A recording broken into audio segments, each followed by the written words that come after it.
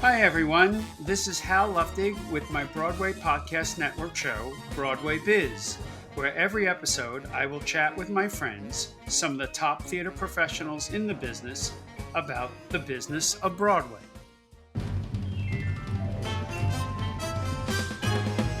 Come join the Broadway Biz.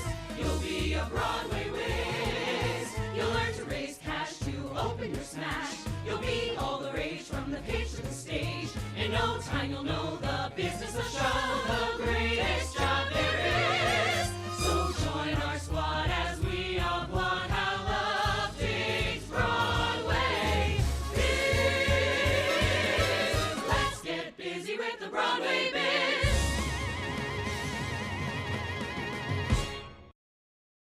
My guest today is Colleen Jennings-Roggensack, the Executive Director of Arizona State University Gammage.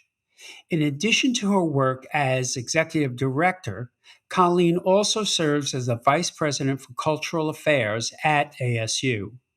I had such a blast with her when the Kinky Boots Tour played in Tempe a few years ago. This has been one of the most inspiring conversations I've shared on the podcast. I'm so grateful to introduce Colleen on today's episode of Broadway Biz. So let's give a big Broadway Biz welcome to one of my favorite and smartest people I know, Colleen Roggensack. Hey, Colleen. Hi, Hal. How are you? I'm great. Wishing I was seeing you in person. I know, me too. But I was thinking about seeing you in person, and you know what I remember most. One of my favorite stories about you is when Kinky Boots the tour. Actually, officially, you were the first stop. We did our tech in Vegas, but then Tempe was the first official stop. We had agreed that you had said if we came to Tempe early on in the run that you would wear the boots out to make the curtain speech and that I would join you. And so, I put on my boots, which I still was toggling, because I don't know how women do it. And you walked on the stage from stage left and I came off from stage right. And I looked at you and I thought, those don't look like weird boots. She looks like really good in those things. Thank you, Hal. It was a really great night, and we got to tell the audience that it was our first stop, and it was just terrific. And they loved you. They just thought you were fabulous. Fabulous. Yeah. Well, it was a great warm house. So, Colleen, let's just jump into this. Could you tell us, because I don't know this, how you got started and what was your path into theater and how all that landed you in Arizona? You know, Hal, it's interesting because my father was in the Air Force. So I lived in 13 states and 2 foreign countries before I went off to school. And my parents always believed that wherever we lived, and that included Naha, Okinawa, that we would just jump into the culture there and figure out what was going on. And the way they made us feel that we weren't always strangers is they took us to the theater.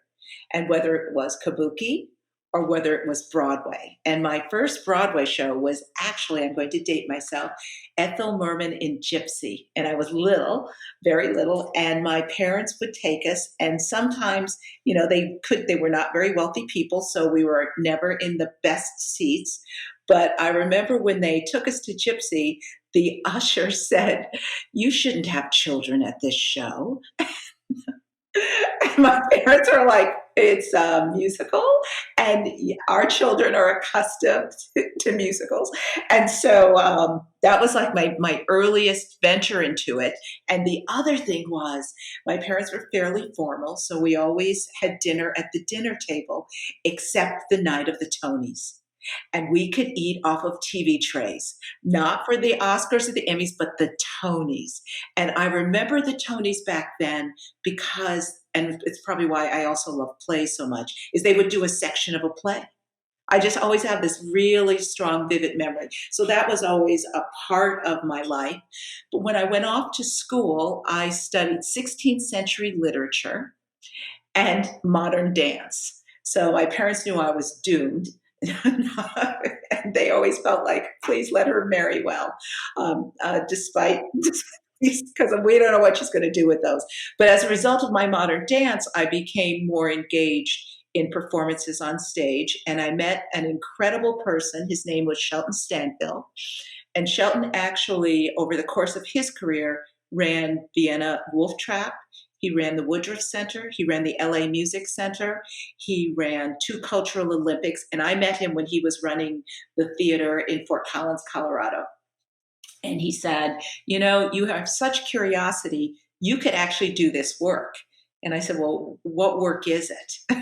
I had no idea what a presenter was or what the theater was. I knew it from being a dancer and touring and doing those things. And we became friends. And ultimately, he hired me for my first job. And I went from job to job to job to this job at ASU Gammage. And my first real goal was to, 1, always be involved with dance. 2, always be involved with live work on the stage. And I knew my life would be happy. And it is. Wow. That's the short version. I just have to backtrack one question because I'm curious. When you went to see Gypsy with your family, what was the usher most concerned about? That you would see this like little strip number, or that you were actually seeing Ethel Merman? I'm not sure which she was the most.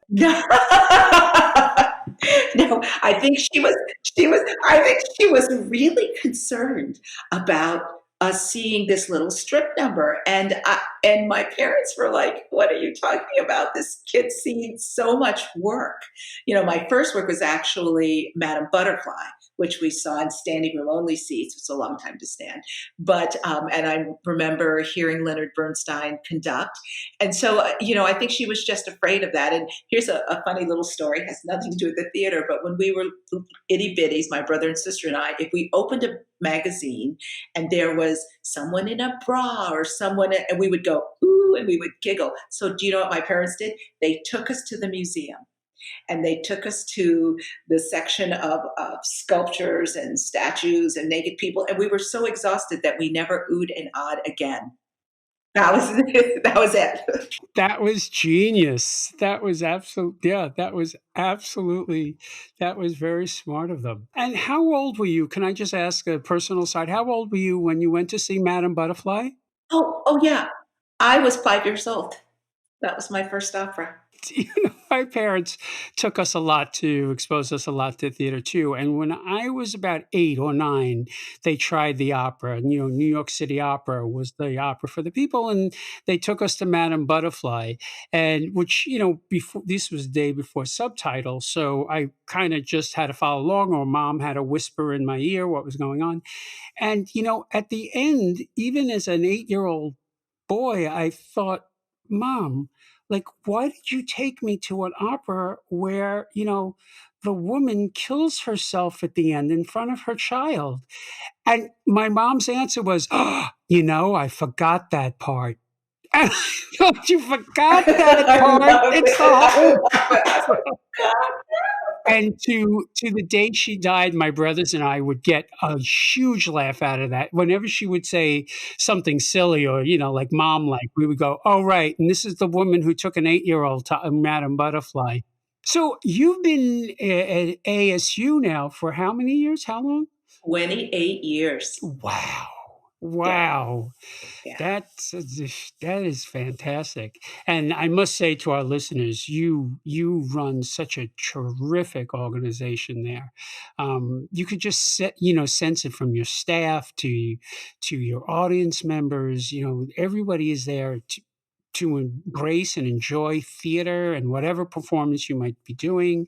And it starts from the top.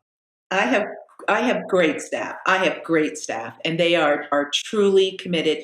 Our mission, Hal, is connecting communities. And so we connect communities through the amazing work like Kinky Boots that we put on stage. We connect communities through so many different ways that people really come to understand each other. And I just think you know this because I think we've sat together in the theater, but there's nothing like sitting in the seat with a lot of people waiting for the curtain to go up, and you're going on a journey and you're going on it together, and you don't know where that journey is going to take you. Speaking of that, how is ASU Gammage planning? Have you guys started? You must have to plan the safe return to live performances. We absolutely have, and it's the work, I think, of most theaters, in particular the theaters on the road. We have been training and putting together COVID practices. We have been training our staffs. We have been looking at everything from who knew? We got into show business to learn about epidemiology and filter systems. Right, You right, know, right, it's like, right. yeah, my life is very glamorous, but how, where people would put the circles on the carpet, where people will stand.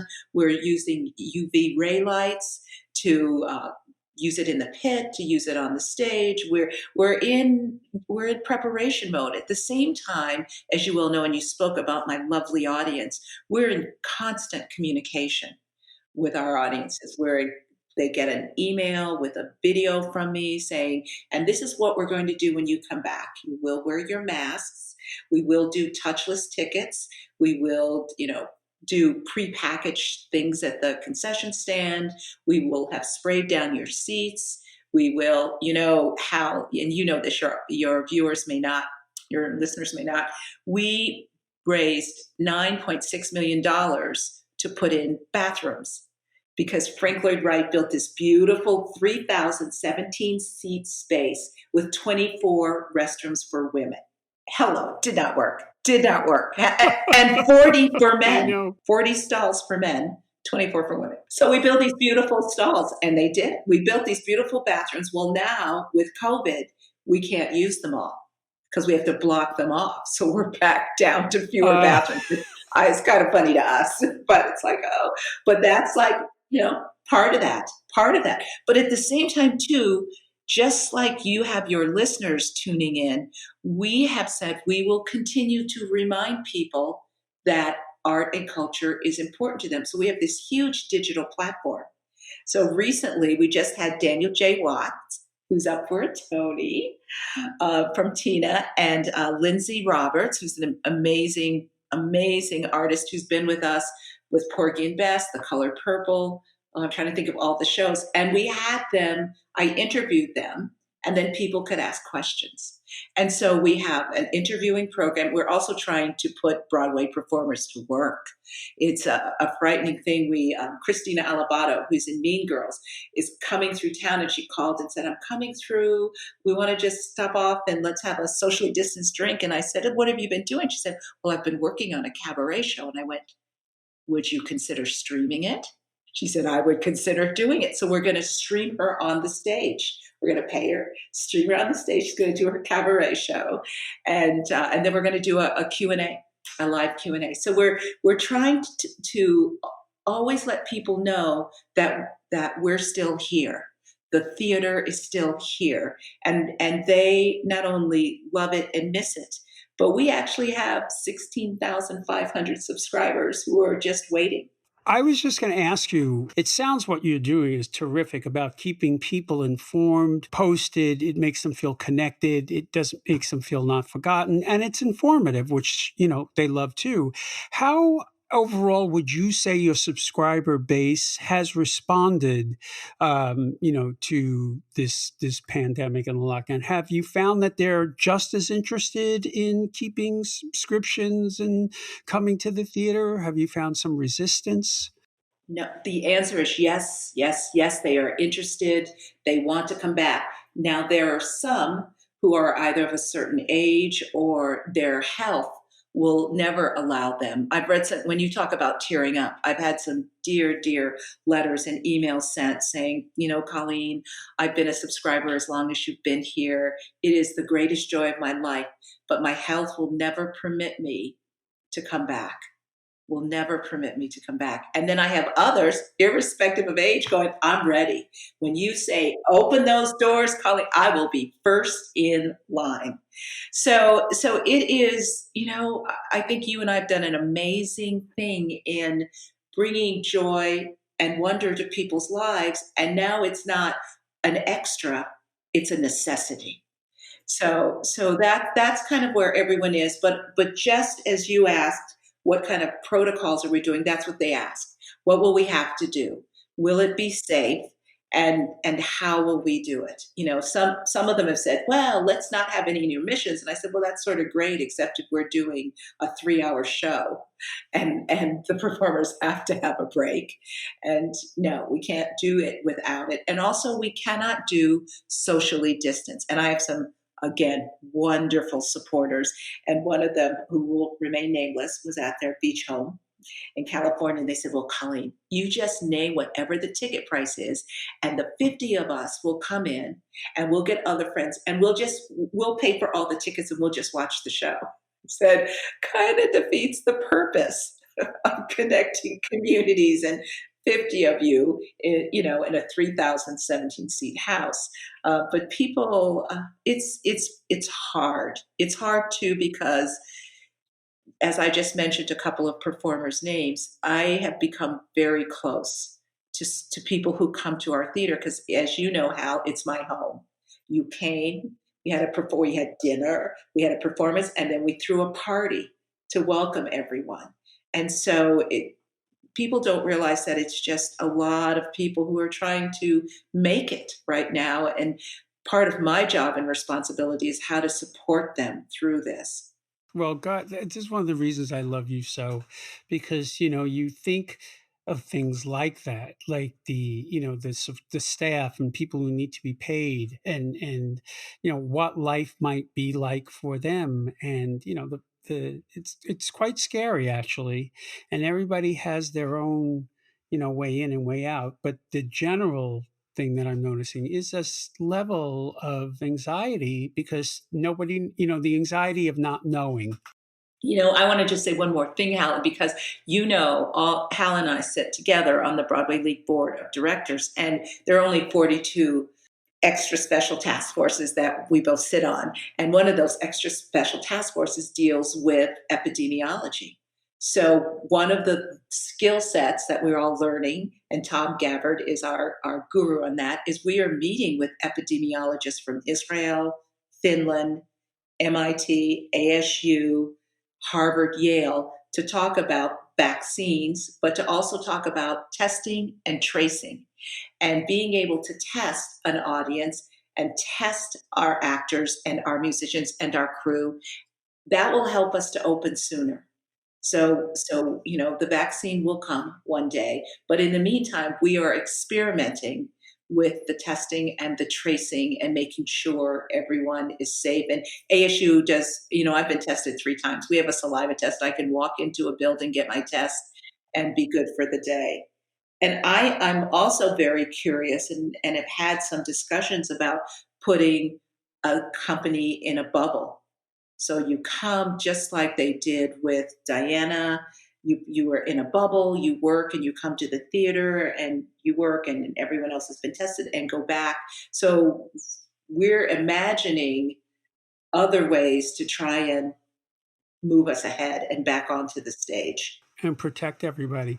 I would love your opinion on this because, as you said, we're part of the committee that is trying to learn about more than I ever thought I would ever need to know. But I've also wondered, I remember after 9/11, and we all had to talk about how we implemented security in the theater because people were very afraid that, we would be sitting ducks, sitting in a theater, 1,200, 1,500 of us, and it would be a perfect place for like a next attack. So we had to, really think about, wanding people down and looking into their pocketbooks and things like that. And I remember we all as an industry were very concerned that, were we scaring the public by doing all of that as they entered the theater, or were we reassuring them? And I'd love to get your opinion on how you feel about that same question as we come back from COVID. Are we reassuring them by doing all this, the temperature and the tracing, or are we just reminding people like, this could be a dangerous place for you to be? I think that we are telling people we want to take care of you. And I remember thinking, oh, people are going to come to the theater, and we do mags, bags, and dogs. So we have magtometers, we have dogs, and we search bags.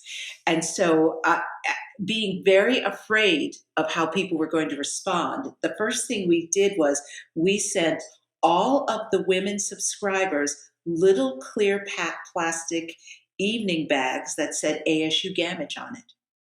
And we said, so when you come, bring your bag. It'll be really simple. It's very chic. We want you to come to the theater. And people, they learned, they adapted. And more importantly, they felt safe. They felt like, I'm going to come into the theater. The dog's already slept through. We've done this. I don't have to worry about anything happening. This is a safe space. And I think they will feel the same way, too, with our protocols in coming back.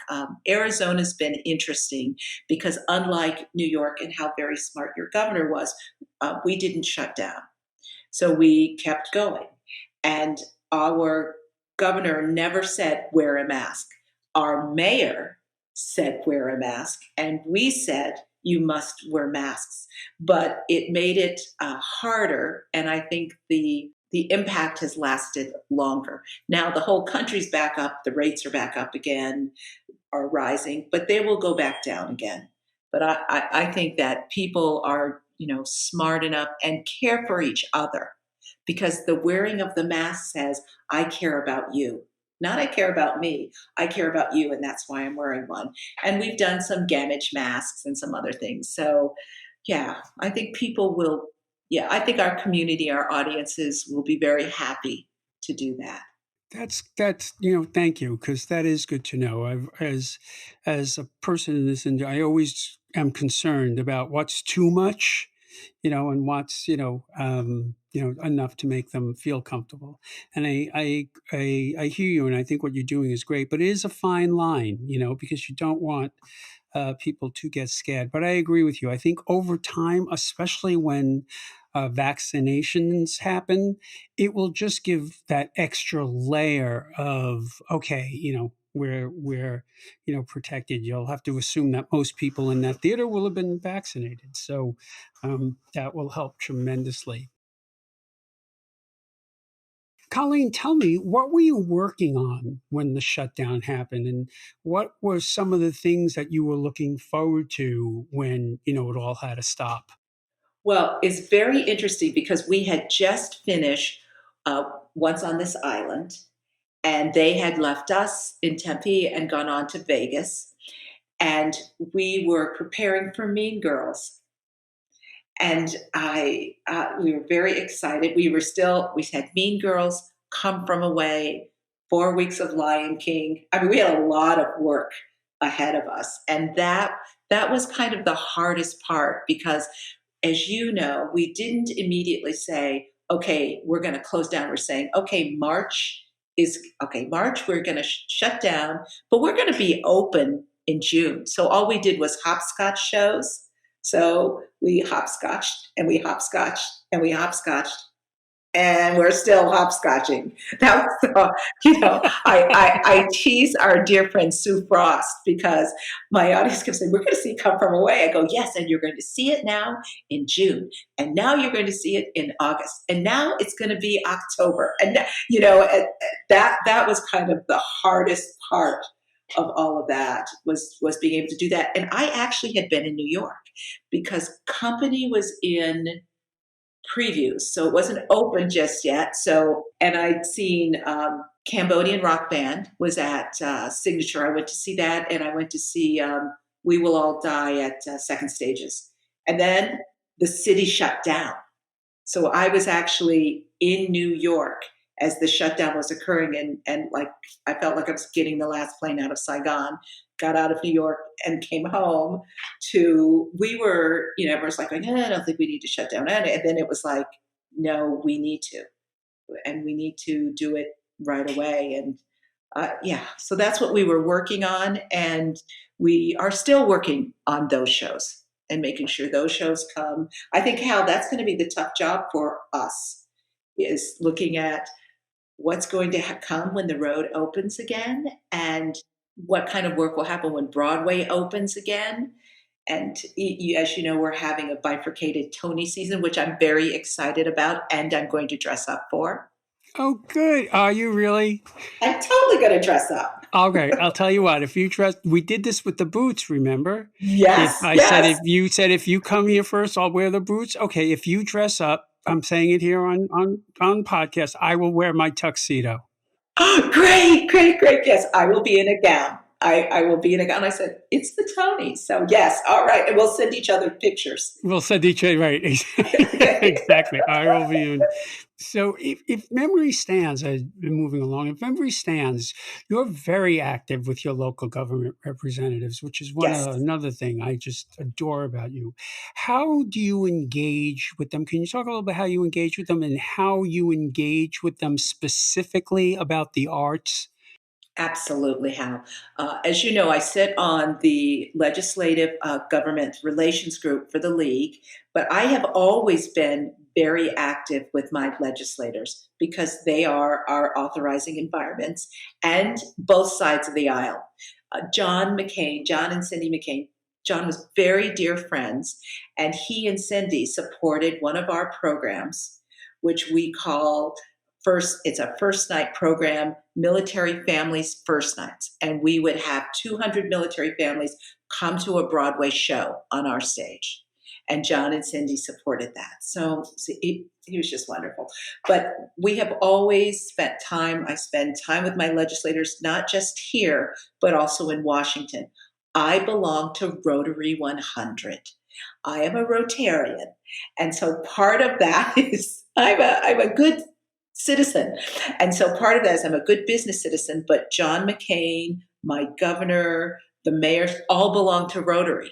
So I got to see them every Friday when we would have Rotary, John when he was in town, and we could talk about the arts. So that not the very first time any legislator saw me, it was like, I need your help, I need you to do this, but rather, oh, there's Colleen, Grace Stanton, who is one of our representatives, woo-hoo, and he's been reelected.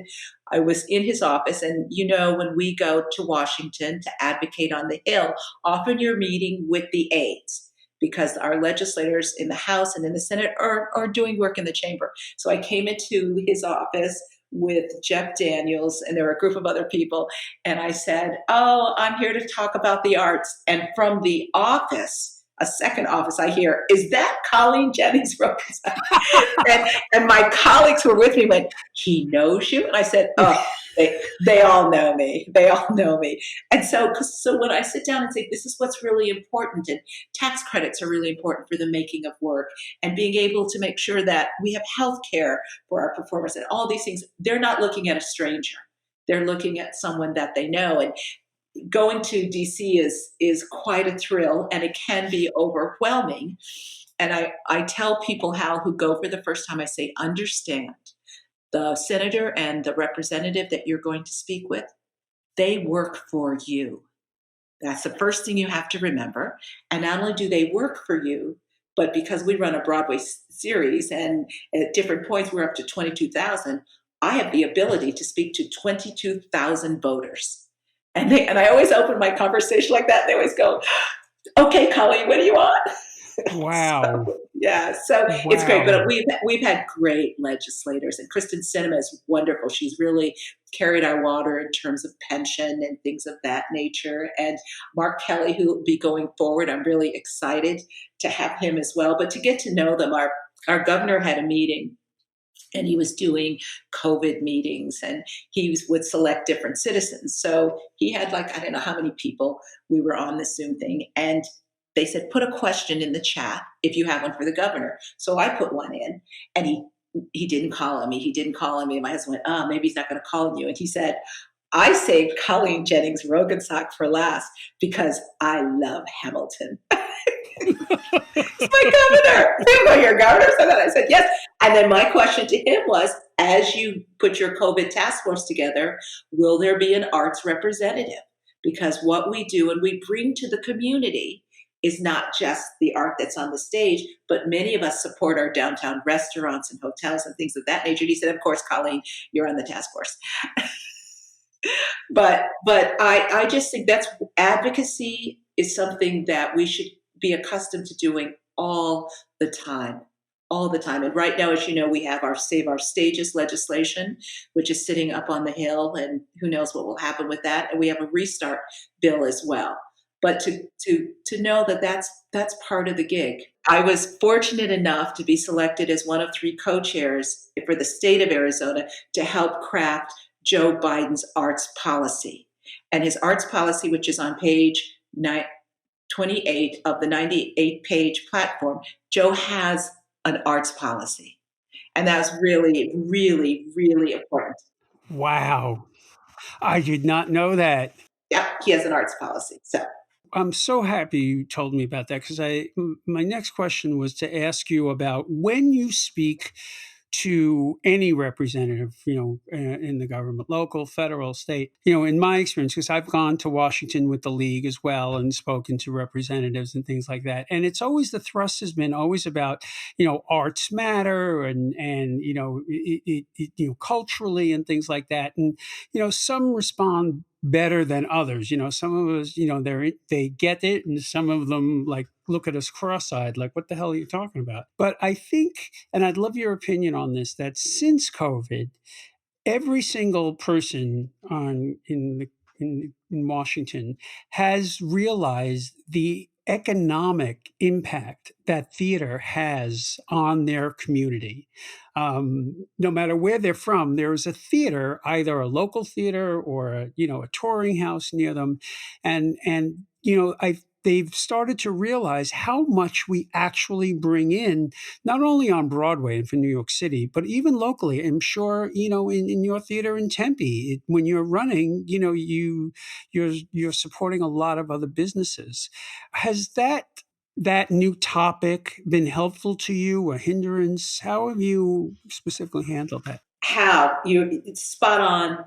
Great question. Because not only has it been helpful, it has helped us in terms of locally and talking to our mayor and our governor, wanting to open up, just as restaurants have wanted to open up and have. And since we have great weather, a lot of things are outdoors, but just as all of our hotels, but also the economic engine that we put in $50 million annually into the city coffers. And that's not from ticket sales. That's from, I hired a babysitter, I bought a new dress, I ate in the restaurant, I put gas in the car. Those are all the ancillary things. As you know, our Broadway League does an economic study. So over the years, Gammage has contributed over $1 billion into the economy of the city and the state. And we've always had great governors who have spoken about that. Janet Napolitano, who is also a subscriber, was one who would always say this, economically, this is important. This is important to the life of the city, to our community, and not just spiritually, but economically. So it has helped a great deal. And it gives us more partners, Hal. More partners when you're speaking to Governor Cuomo, when we're speaking to Governor Ducey to say, we need to solve this problem and we need to solve it because of all of us, not just the arts in one narrow little box. I so agree with you, and I'm thrilled that you see it the same way I do, because for years it's always frustrated me. How could they not see, just from a business standpoint, an economic standpoint, what we bring into our local economies and the jobs and everything else, and that's why we call it show business. Well, that's why, and this program is specifically about the business of the show business. Yeah, that's exactly what it is. You were part of the National Council of the Arts. Can you talk about the way you approach these conversations as part of that community? What's phenomenal? I was fortunate that President Clinton appointed me to the National Council for the Arts, and I was the first Western appointee, and Jane Alexander was the chair. And it was during what time, Hal, that we referred to as the Culture Wars, or we thought it was at the height of the Culture Wars with Mapplethorpe and Serrano and all of those things. But the Culture Wars just never went away. So it was a really interesting and kind of baptism by fire to belong to the council then, because we were granting federal dollars for the making of art. And at the same time, Jesse Helms was using it to bludgeon other political candidates over the head with saying, look where your federal dollars are going to, this horrible thing or that horrible thing. So I feel very strongly about, not only am I a First Amendment baby, but I feel very strongly about artists and how work is made, and that our federal dollars support the work of creativity. Because what we know now, and what everyone is learning through this pandemic that we're in, is creative minds are the minds that will solve these problems. It isn't science, technology, it's creativity. And that the artist and the creator have a way of looking at things differently that will make a difference. So I learned that greatly when going through the National Endowment of the Arts and protecting artists. And as a result, during that time, it was the highest budget the endowment has ever had. And it was 181. So it was 181 million. And now it's just 131 million. But then it was the highest, and we fought for it and we believed in it. And it was also art reaching out to the rural areas. So art not just being an urban activity and the province of few, but the province of many. Because as you know, we do a lot of art education work. We see 35,000 school children during the course of the time. We have 3 different military programs. I talked about Military First Night, but we also have Heroes Night. And we recognize the past generation, and we recognize the new generation coming in. So we do we have Operation Date Night. So we reach a lot of different people in a way that no business can. I think that's why other businesses long to be associated with us, Hal, because we have that ability to do that. And we have the ability, the other pandemic we're going through is systemic racism, and we have the pandemic that we need to tell stories so we come to understand each other. And what better way to do that than on the stage in a safe space, in a space that says, welcome, all are welcome here, and this is everyone's stories. I couldn't agree with you more. And just a little self-plug, an aside here. It's the absolute reason I was determined to do Children of a Lesser God, because ostensibly it was about deaf versus hearing. But what I was really hoping that production would say was, who do we listen to? And how do we listen?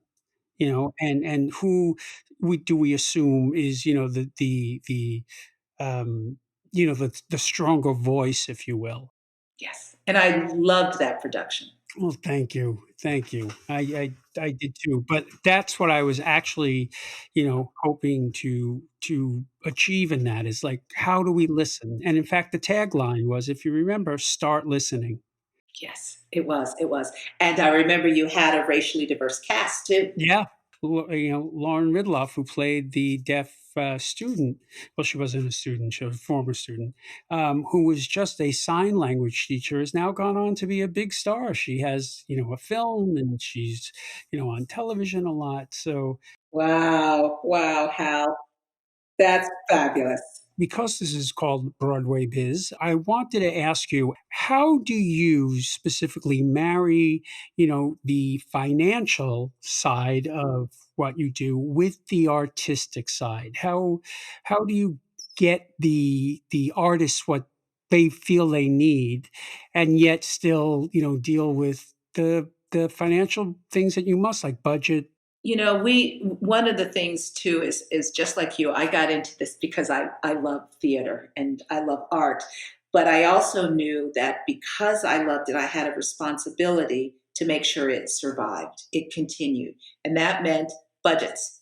And I really had to work very hard with budgets, and not only how we look at alternative streams, how we also work and cultivate donors. And because I'm a for-profit and a not-for-profit, how I also work with the philanthropic community. And so part of that is looking at what comprises a season. And Broadway is a big chunk of the financial revenue of a season, but also what our donors do. And then Philanthropic organizations like the Wallace Fund gave us money so we could look at how to sustain audiences. The Mellon Fund gave us money as to how we make sure we project all voices, that all people are heard. When I'm working with an artist on an individual project, for instance, Lemon Anderson, who won his Tony in Deaf Poetry Jam, and his play County of Kings was at the Public. Well, he's with us in a 3-year residency of looking at creating and writing new work. I always say to an artist when they come to us, what do you want? What do I want? And what do we want together? And then we figure out that part that we want together. And I figure out financially how to fund that part that we want together. But I need to know everybody's dreams, what they all dream, and they need to know what our mission and goals and values are to put that together. We actually have a campaign underway called Restart Stages because we don't have the Broadway revenue component. Our donors have been exceedingly generous to us. And so we have been raising funds. In fact, how when you come back again, during the pandemic, we raised money to redo the dressing rooms. I am so excited. They are so beautiful. We did new tiling and new facility, do structure, and people were really thrilled. They were thrilled, and we have donors' names on them, and they look beautiful. So they're waiting for you to come back. That you can do that in this time where people are just shrinking of their spending because the funding is just not there. Everyone is sort of losing a little something here, and yet you have through your sheer magnitude of your personality have made this happen for that space. That is incredible. And again, I have incredible people who work for me. I must say that. To my listeners, this is why I am in awe of this woman. What are the considerations you just talked about, marrying the financial with the artistic? Does that ever impact your decisions when you're curating a season? It helps to shape a season. So if we're looking at our Broadway season, I know we're going to have some big, lush, beautiful shows like yours. And we're going to have some smaller, more intimate shows, like What the Constitution Means to Me. So we curate sort of size and scope in that, so that when my subscribers come, I don't say it's going to cost you $1 million to see this season. So that's part of it. But also, we like to look at things that are wonderful and joyous, but also things that are challenging and things that make us ask questions of ourselves. So that helps to shape and scope the season and what the season is going to look like. We look a lot at families and what kind of work would be great for families. And then we look at that next generation and what are they looking at? And how one of the things I really wanted on my season, I saw the all Yiddish version of Fiddler, and it was the most beautiful. I cried. I went with Ed Sandler. Ed Sandler and I went, and it was beautiful. And I went, people need to see this on the road, because to understand when you talk about listening and language and also what you bring to it, to me, that's the glory of theater. You also bring yourself to an experience. I love that work. So we look at the span of things. Nothing would make me happier if someday we could play the Gammage and you and I can make another. I don't know what we'd wear, but I don't know what the throwdown challenge would be for that. But thank you for saying that. And I really appreciate that. And I think you're right, especially in these times. How do we listen to people who speak differently, who look differently, and hear their story? How do we listen to their narrative? Colleen, I can't thank you enough for taking the time to join us today.